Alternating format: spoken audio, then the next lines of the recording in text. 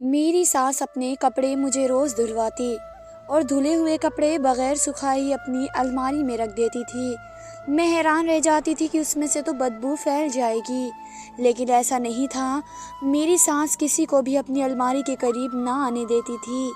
एक दिन मैं राज जानने के लिए जैसे ही सास की अलमारी में कपड़े रखने गई, तो आंखें फटी की फटी रह गई, क्योंकि वहाँ तो मेरा नाम रेशमा है। मेरी शादी को 1 साल होने वाला है। मेरी सास शुरू दिन से ही मेरे साथ बहुत अच्छी थी, लेकिन उनकी अजीब हरकतें मुझे बहुत खटकती थी। मेरी सास का नाम रोशन है, जिनके ताल्लुक खाते पीते घराने से है। मेरे ससुर के पास अपना कारोबार है। वे बहुत ही सख्त मिजाज के आदमी हैं। उनके सामने कोई नहीं बोलता था और माँ तो उनसे दबके ही रहती थी। मेरे ससुर के कारोबार में मेरे पति उनका हाथ बटाते थे। मेरी सास बहुत ही अजीब हरकतें करती थी। उनके पास एक पुरानी ज़माने का संदूक मौजूद था, जिसकी चाबी वह हमेशा अपने गले में डाले रखती थी। शादी के दूसरे दिन से ही मैं सब देखती आ रही थी। वह हर रोज़ अपने कपड़े मुझसे धुलवाती और फिर बगैर सूखे अपनी अलमारी में रख देती। मुझे बहुत हैरानी होती कि वह ऐसा क्यों करती हैं। मैंने एक दिन तंग आकर अपने पति को माँ की हरकतों का बताया, तो वे मुझसे झगड़ा करने लगे। बदलिहाज औरत, क्या फिजूल इल्ज़ाम लगा रही हो मेरी माँ पर। मैं बहुत परेशान हुई कि क्यों उसने मेरी बात का यकीन न किया। माँ के रोज़ कपड़े धुलवाने की आदत से मैं बहुत ही परेशान थी। मैंने माँ से बातों बातों में कहा, माँ आप बहुत थक जाती हो, मैं अब कपड़े धोने के बाद किचन के काम संभाल लूँ। उन्होंने सख्ती से मना कर दिया। मुझे और परेशानी हुई कि माँ ऐसा क्यों करती हैं। मैं माँ को कमरे में खाना देने जा रही थी, जब मुझे माँ की कुछ अजीब सी आवाज़ सुनाई दी। मैंने खिड़की से झांकने की कोशिश की, तो मुझे माँ उस संदूक को बंद करती हुई दिखाई दी। मैं सोच में पड़ गई कि आखिर उस संदूक में ऐसा क्या है जो माँ उसे छुपाए रखती हैं और चाबी भी इतनी हिफाजत से रखती हैं। आज से 2 दिन पहले की बात है, जब रात में प्यास की शिद्दत से मेरी आँख खुली। मुझे माँ रात के आखिरी पहर किचन में जाती नजर आई। मैं हैरत में थी कि माँ रात के इस वक्त यहाँ क्या कर रही हैं। माँ ने अपने हाथ में खाने की एक ट्रे थाम रखी थी। मैं बहुत हैरानगी से उनको देख रही थी। इतना खाना वे कहाँ ले जा रही थी। मैंने उनसे पूछा, माँ ये खाना आप कहाँ ले जा रही हैं। तो वे बोली, मुझे बहुत भूख लगी है, इसलिए मैं परेशानी के आलम में उनको जाते देखती रही, क्योंकि रात का खाना माँ हम सबके साथ खा चुकी थी। माँ सीधे अपने कमरे की तरफ चली गई। मैं कमरे में आकर सोचने लगी कि ये क्या माजरा है। माँ ये सब हरकतें क्यों करती हैं। मुझे कुछ समझ में नहीं आ रहा था कि मैं क्या करूँ। मैंने सुबह अपना सारा काम किया और माँ के कपड़े धोए। आज भी मैंने हिम्मत करके उनसे पूछा कि माँ आप अपने सारे कपड़े गीले अलमारी में क्यों रखती हैं, उनमें से तो बदबू भी आ जाती होगी, आपके कपड़े ऐसे ही रहते हैं। तो माँ मेरी बात पर मुस्कुराते हुए बोली, बेटी मुझे खारिश रहती है, जिसमें सूखे कपड़े काटते हैं, इसलिए मैं गीले कपड़े पहनकर ही सोती हूँ, तो ही सुकून आता है कि बीमारी मुझे शादी से पहले से ही है। उनकी बात पर मुझे अब भी यकीन नहीं हुआ, क्योंकि जो मैं अपनी आंखों से देख चुकी थी वह मामूली बात तो बिल्कुल नहीं थी जिसे नज़रअंदाज किया जा सकता था। मैंने उनकी बात पर सर हिला दिया और अपने काम में लग गई। माँ ने रोज़ की तरह अपने गीले कपड़े उठाए और अपने कमरे की तरफ बढ़ गई। मैं भी उनके पीछे जाने लगी थी कि मेरे पति और समीर घर में दाखिल हुए। समीर घर के इकलौते बेटे थे और मिजाज में बहुत ही गुस्से वाले थे। समीर बिल्कुल अपने पापा जैसे ही थे। मैं तो बिल्कुल बेफिक्र थी, बस कमी थी तो एक औलाद की। समीर ने मुझे अपनी खाते वाली किताब का पूछा और कमरे में चले गए। मैंने माँ के कमरे में जाने का इरादा बना लिया था, इसलिए मैं समीर के पीछे ही चली आई कि कहीं उनको मेरी कोई ज़रूरत ना पड़ जाए। खाता ढूंढने में कुछ देर बाद तक समीर जा चुके थे। मैं भी बाहर आई, जहाँ मेरी माँ पड़ोसन को कुछ बात बता रही थी, जिनकी बहू भी प्रेग्नेंट थी। माँ ने मुझे आते देखा तो अपनी पास बुलाया। मैंने उनको सलाम किया और चाय बनाने के बहाने उठ गई। उनकी नज़रें मुझे खुदा का पीछा करती हुई महसूस हुई। मैंने किचन में खड़े ही कुछ आवाज़ सुनी जो हमारे पड़ोसन की थी। वे माँ को मुझे किसी डॉक्टर को चेकअप करवाने का बोल रही थी। मुझे उनकी बात पर अपने अंदर खालीपन महसूस हुआ। रात का वक्त था, सब अपने कमरों में सोने जा चुके थे। अचानक मुझे बादल गरजने की आवाज़ सुनाई दी और मैं डर कर उठ गई। मुझे याद आया कि मैंने छत पर कपड़े सुखाए थे, बारिश में गीले हो जाएंगे। मैं जल्दी से पाँव में चप्पल पहनकर बाहर भागी, पर जैसे ही मैं छत पर पहुंची तो मेरी आंखें बाहर निकल आई थी। छत पर माँ खड़ी थी, वह भी शायद किसी काम से आई थी। उन्होंने वही सूट पहन रखा था जो मैंने धोया हुआ था। माँ ने आहट पर पीछे मुड़ देखा तो घबरा गई और बोलने लगी कि मैं कपड़े उतारने आई थी, मुझे फिक्र थी कि तुम्हारे कपड़े गीले हो जाएंगे। बोलते हुए उनकी आवाज़ लड़खड़ा रही थी, जैसे वे झूठ बोल रही हों। मैंने उन्हें कुछ ना कहा और कपड़े उतारने लगी। वह भी मेरे साथ ही नीचे चली आई। मैंने अपने कमरे का रुख किया। दिमाग में उलझन का जाल था कि ख़त्म ही नहीं हो रहा था। रोज़ माँ की अजीब हरकतों ने मुझे अलग ही उलझन में डाल दिया था। ना जाने क्या रास्ता उन सब अजीब गरीब हरकतों के पीछे। रात को इतनी ठंड में बाहर जाना, मैं अपनी सोच में इस कदर परेशान थी कि मुझे पता ही ना चला कि कब मेरी आँख लग गई। अगली सुबह मैं सांस के कपड़े धो रही थी तो मुझे उनके कपड़ों से वही चाबी मिली जो वह हर वक्त अपने गले में डाले रहती थी। मैं बहुत खुश हुई। क्या आज तो माँ का राज पता चल ही जाएगा। किसी भी हाल में मैंने अपने हाथ साफ किया, जल्दी जल्दी माँ के कमरे की तरफ बढ़ने लगी। जैसे ही मैं माँ के कमरे में पहुँची तो देखा कि वह अलमारी में मुँह दिए हुए कुछ कर रही थी। मुझे हैरत हुई। माँ ने कदमों की आवाज़ पर झट से अलमारी बंद कर दी और मेरी तरफ रुख किया। मैंने देखा कि उनका चेहरा बिल्कुल पीला पड़ चुका था, जैसे उनकी चोरी पकड़ी गई हो। माँ मुझे पूछने लगी, क्या करने आई हो यहाँ? मैंने कहा कि वह आपकी चाबी मुझे कपड़े धोते हुए मिली। माँ की आंखें चाबी देखते ही चमक उठी। माँ ने फौरन मेरे हाथ से चाबी खींची और बोली, शुक्रिया, मैं सुबह से ही इस चाबी को ढूंढ रही थी। समझ नहीं आ रहा था कि ये कहाँ रख के भूल गई हूँ। माँ की बात पर मैंने भी झूठी हंसी चेहरे पर सजाई और उनके कमरे से बाहर आ गई। मेरा गुस्सा दिन पर दिन बढ़ता जा रहा था। माँ का सिर्फ एक चाबी के लिए इस कदर परेशान होना, बेचैन होना आम बात नहीं थी। मैं बहुत परेशान हुई कि अब इस रात तक कैसे पहुँचे, क्योंकि माँ तो अपने कमरे से निकलने वाली ही नहीं थी। कुछ तो करना ही था। मैं समीर से बात करने की ठानी।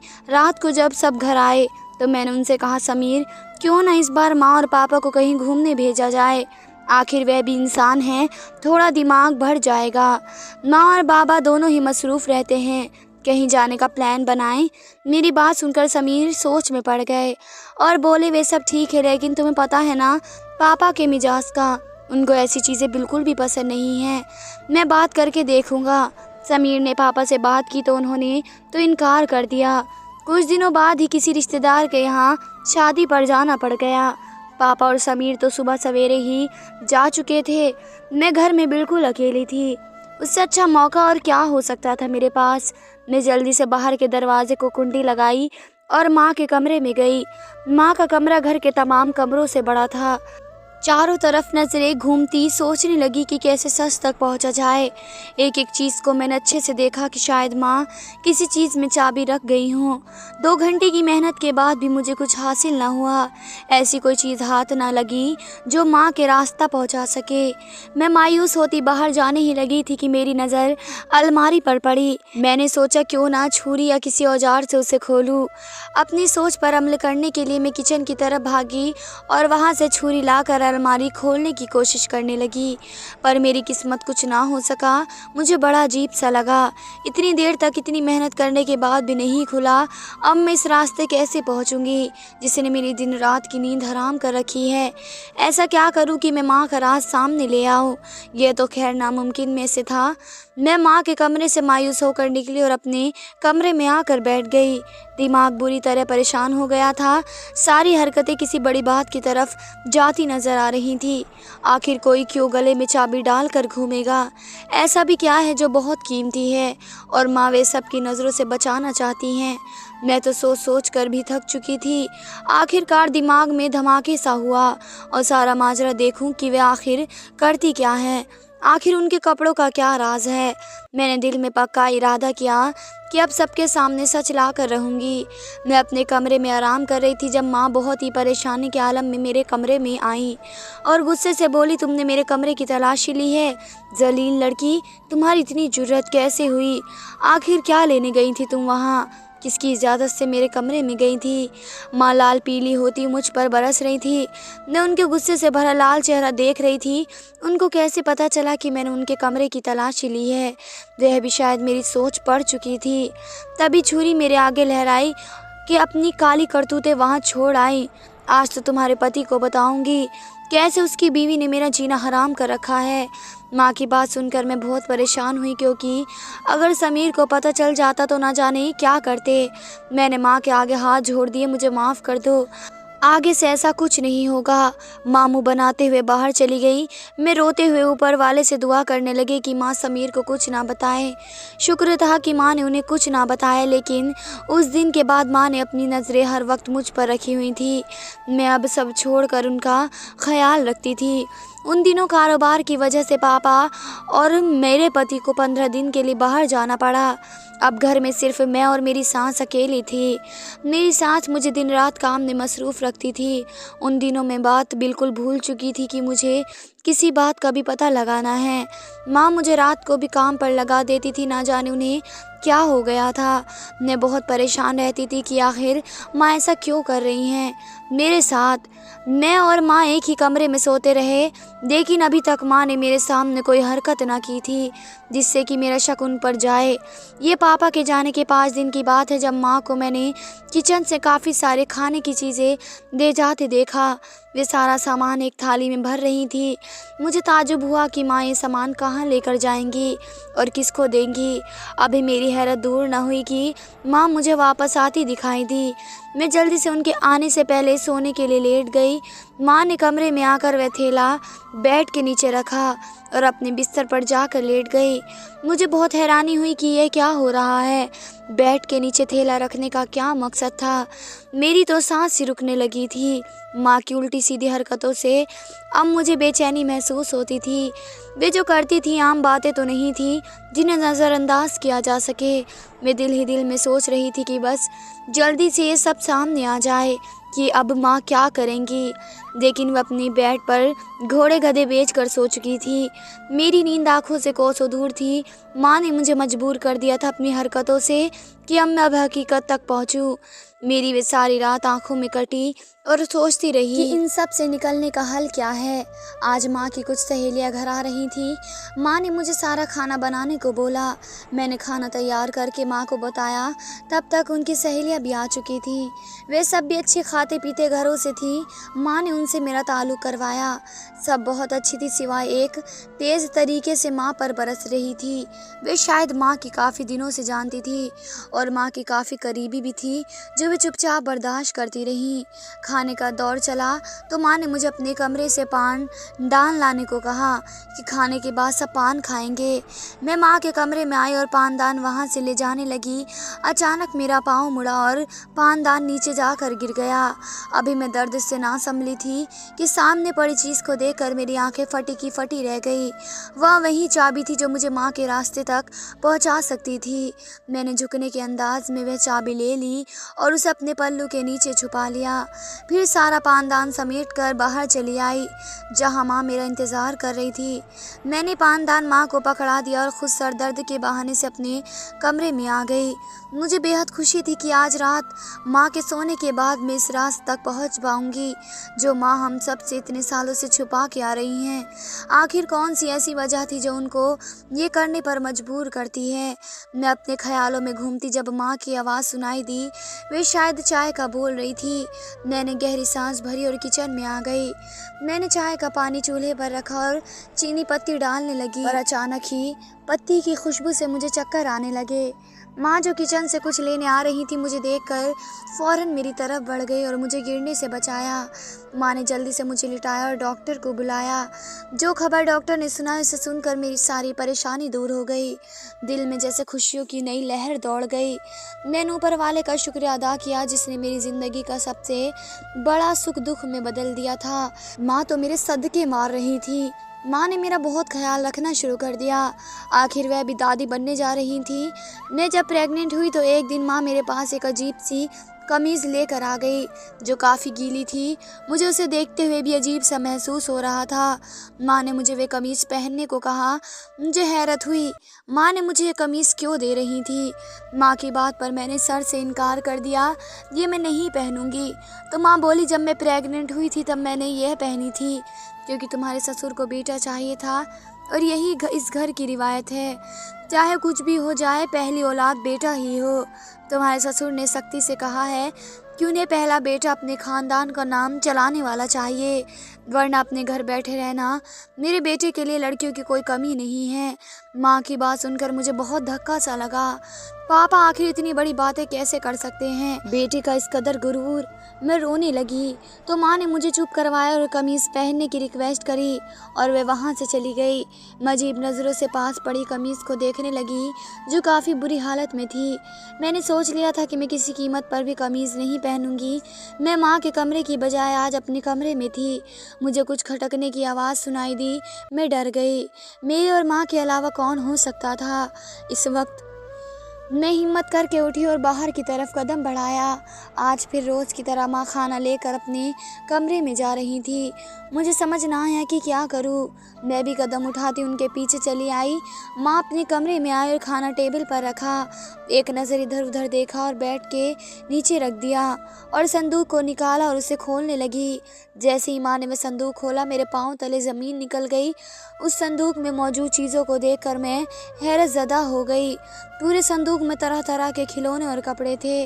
माँ ने इसमें से एक खिलौना निकाला और संदूक को वापस ताला लगाया। मैं हैरानगी की नज़रों से ये सारा मंजर देख रही थी। जिसके बाद माँ चलती हुई अलमारी के पास आई। जैसे ही माँ ने अलमारी खोली तो मेरी रूह काँप गई।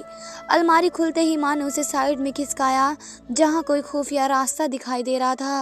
मुझे बहुत खौफ महसूस हुआ। मैं डरते डरते उस जगह पर माँ के पीछे कदम रखे। मेरा जिस्म पूरी तरह काँप रहा था। छोटे से कमरे की तरफ चली आई। मैं उनके पीछे दीवार की आड़ में छुप गई, पर अपने सामने का मंजर देखते ही मेरी आंखें फटी की फटी रह गई। जुबान जैसे गूंगी होकर रह गई। मैं ऐसी पत्थर की मूरत की तरह नज़रों से सामने का मंजर देख रही थी, जहाँ माँ किसी 13-14 साल की बच्ची को वे खिलौना देकर खाना खिला रही थी। मेरे हवास मेरा साथ छोड़ने लगे। वे बच्ची कुछ अलग सी थी। उससे पहले कि मैं गिर पड़ती, मैं पास पड़ी कुर्सी को थाम कर बैठ गई। माँ पीछे आहट सुनते ही चौंकी। वे मुड़कर मुझे देखने लगी।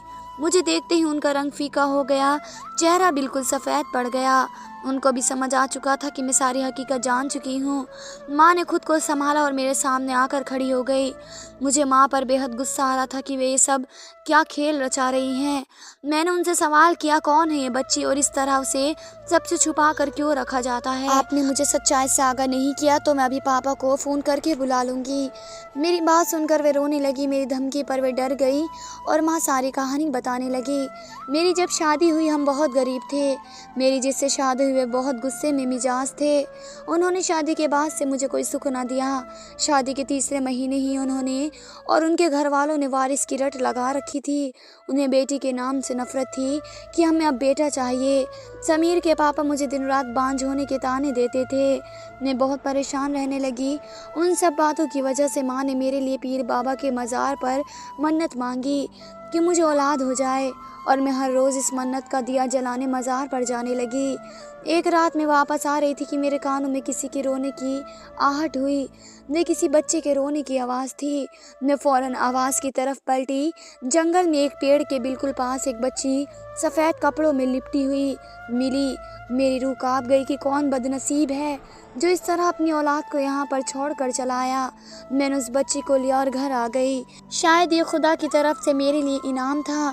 मेरी दुआओं का मैंने उससे सबसे छुपा कर रखा। मेरी जो भी चीज़ को ये छूती उसमें बरकत हो जाती। ये मेरी आजमाइश हुई। जब जब ये मेरे गीले कपड़ों को छूती तो मेरे घर मेरी रिज़्क़ में बरकत होती। उस बच्ची का दिमाग ख़राब था, मैं उसे छुपा कर रखती थी। अगर मैं कभी समीर के पापा के सामने बेटी का जिक्र भी करती तो वे गुस्सा होते और बोलते कि बेटियां तो सिर्फ नाक ही कटवाती हैं। मुझे नहीं चाहिए ऐसी मनहूस। अगर मुझे बेटी हुई तो उससे पहले मैं खुद अपने हाथों से उसे मार दूंगा। मुझे सिर्फ मेरा बेटा चाहिए जो मेरी तरह हो। उनकी सोच पर मुझे अफसोस होता था, लेकिन मैं बेबस क्या कर सकती थी। जैसे जैसे बड़ी हुई मेरे दिन बदलने लगे। कारोबार में बरकत होने लगी। मैंने कहीं सुना था कि जो बच्चा ऐसा होता है उनकी दुआएं कबूल होती हैं। मैंने उसे अपनी औलाद के लिए दुआ करवाई तो अल्लाह पाक ने मुझे समीर अता किया। मैं बहुत खुश थी, पर दिल में कुछ अजीब सा डर भी था कि ये बच्ची सामने ना आ जाए, बस इसलिए छुपा कर रखा। जो कमीज़ तुमको दी थी इसने मुझे समीर के वक्त दी थी, तभी मेरे समीर हुआ। मैं नहीं चाहती थी जो मेरे साथ हो वो तुम्हारे साथ भी हो। माँ की बात सुनकर मुझे बहुत अफसोस हुआ। पापा की सोच पर यह हमारा माशवरा है, बेटा होना औरत की ज़िंदगी का मकसद बना दिया जाए। मैं माँ से माफ़ी मांगने लगी कि मैंने उनको गलत समझा। अभी हम बात कर ही रहे थे कि मेरा फ़ोन बजा। जो खबर सुनने को मिली उसे सुनकर मेरे होश उड़ गए। समीर का एक्सीडेंट हो गया था और वे दोनों टांगों से मोहताज हो गए थे। ये सुनकर माँ तो बेहोश हो गई। मेरी अपनी हालत बहुत बुरी थी। मेरे ससुर बहुत बुरी तरह बिखर गए थे। उनका सारा गुरूर खत्म हो गया। उनके किए की सज़ा उन्हें मिल चुकी थी। मैं अपने नसीब पर सब्र कर गई, क्योंकि रब एक चीज़ लेकर बेहतरीन अता करता है। मैं हर हाल में खुश थी, बस समीर की बेबसी मेरा कलेजा चीर लेती थी। उन सब के हालात ने माँ को चरपाई से लगा दिया। मैं उस बच्ची को वहाँ से ले आई और अपने साथ रखने लगी। इस बच्ची से अलग सी उनसियत थी।